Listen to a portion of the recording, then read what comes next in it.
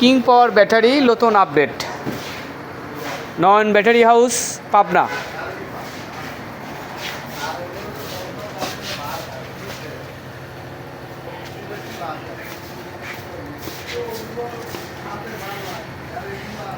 সমস্ত বডিতেও কাজ করা,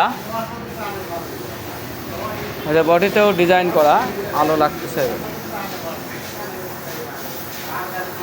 এর সাথে আবার আর একটা নতুন ডিজাইন আছে ইকো প্লাসের, এটাও দেখতে পারবেন।